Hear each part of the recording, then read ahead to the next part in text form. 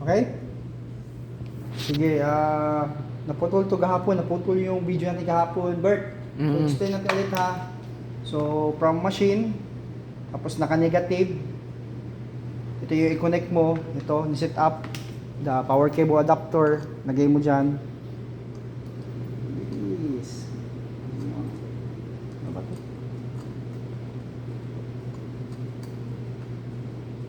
Then, set up mo yung fittings ng argon.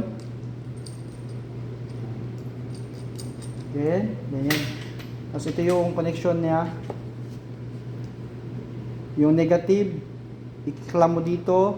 Then itong fitting niya papunta doon sa argon. Okay? Ng regulator. So magsiset ka lang ng ilang pressure yung ilalagay mo. Okay? So ito yung ano niya, attachment.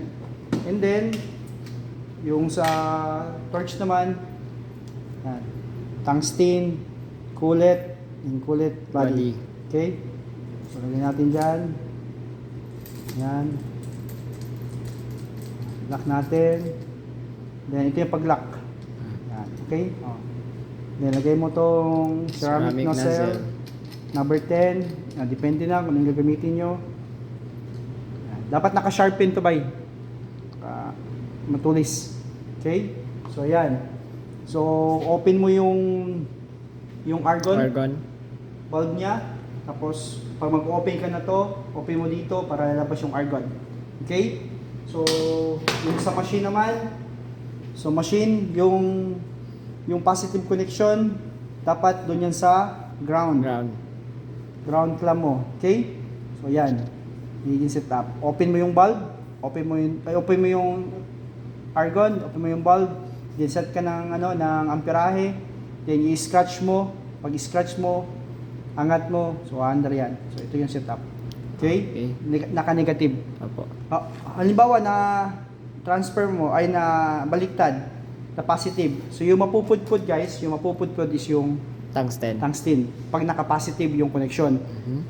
Kasi yung polarity ng current o ng amperahe, dadaan kasi yan doon sa negative. So yung flow of current, direct DC, direct current from negative.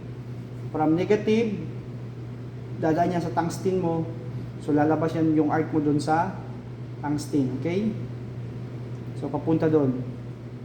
Yan. Kung binaliktad mo yan so ito yung ginawa mong torch. So tutunawin ng arc ng current yung Tungsten. Okay? Dapat di magkabaliktad, okay? So huwag kalimutan yung argon. Okay? Yan. DC, lahat ng DC na stick weld, may SMAW. Basta meron kayong DC, bumili kayo ng TIG torch bulb type. Kung gusto niyo mag-TIG. Pero, may limitation. Kasi scratch type to, hindi to pwede pitik-pitik. So, sa mga stainless na ganito, hindi siya applicable. So, applicable to sa mga kakapal na continuous. Okay? Pero sa mga pitik-pitik, bibili kayo ng TIG machine talaga. Machine na HF, mayroong high frequency or yung automatic rin, okay? DC or AC, DC, HF. Yan. Okay? So, thank you.